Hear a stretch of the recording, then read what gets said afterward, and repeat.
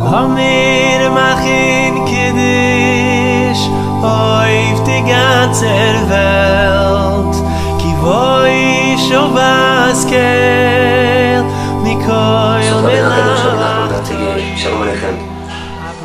Il y a un Rav très connu qui s'appelle Rav Yaakov Galinsky à l'époque de la Deuxième Guerre mondiale. Ce Rav il s'est enfui de l'avancée nazie et il s'est retrouvé dans une ville où il y avait ce qu'on appelle un Gdolador, un des géants du judaïsme à l'époque, le Rav Rudzinski.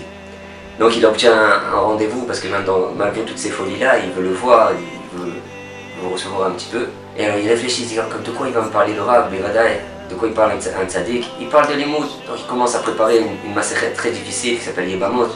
Et il commence, et il la répète, et il n'arrive quasiment pas à dormir dans la nuit. Et il arrive, le rendez-vous le lendemain, mercredi, à 11h, il arrive, la porte s'ouvre, il a même pas lui donné le temps de lui poser des questions, il a déjà commencé la première Mishnah, il était directement le début.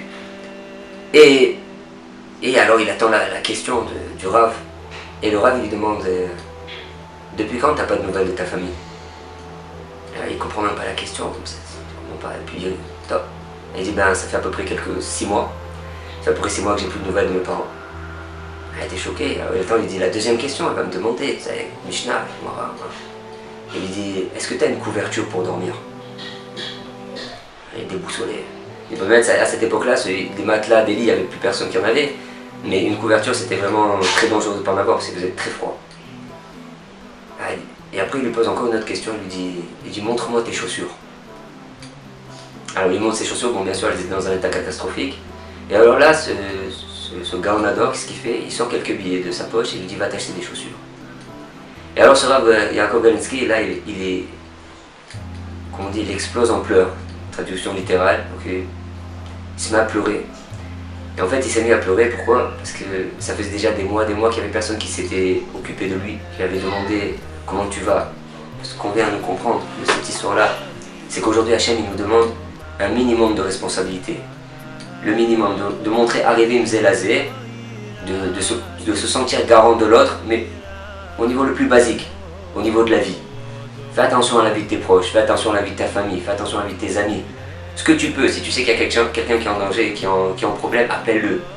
Montre-lui, fais-le exister. Parce que c'est pas l'argent qui compte. C'est pas l'argent, c'est pas le temps que tu vas donner qui compte. Ce qui compte, c'est que tu vas le faire vivre en t'occupant de lui. En disant manishma, juste un manishma. Tu le fais vivre, tu fais exister la personne, tu vois du bien, tu lui donnes du poids. Et ça permet de continuer, de tenir encore un jour, et encore un jour, encore un jour. Maintenant, il y a une deuxième conclusion qui sort aussi de ça.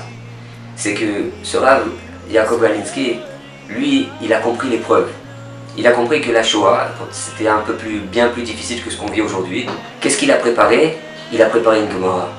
Il est venu, il a fait Chazara dessus, il s'est préparé. Alors, ce qu'on peut comprendre aussi de cette histoire, c'est que il y a le côté du tzaddik, il y a le côté du Ravador qui lui s'occupe du corps, il s'occupe des gens, il leur montre que en tant qu'individu ils sont importants. Maintenant il y a notre côté à nous, c'est que nous on doit montrer qu'on a compris cette épreuve comment? En essayant de développer notre neshama. Qu'est-ce que tu as étudié aujourd'hui? Est-ce que tu as eu le temps de faire un petit peu Edbo des doutes? Est-ce que juste tu as sorti la tête, tu as regardé le ciel?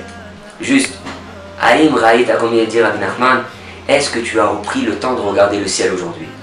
Maintenant, toi, quand tu t'occupes de Shamaïm, tu t'occupes du ciel, c'est-à-dire tu t'occupes d'un Neshama. Hachem, t'inquiète pas, il va t'envoyer les gens qui vont s'occuper aussi de ton corps.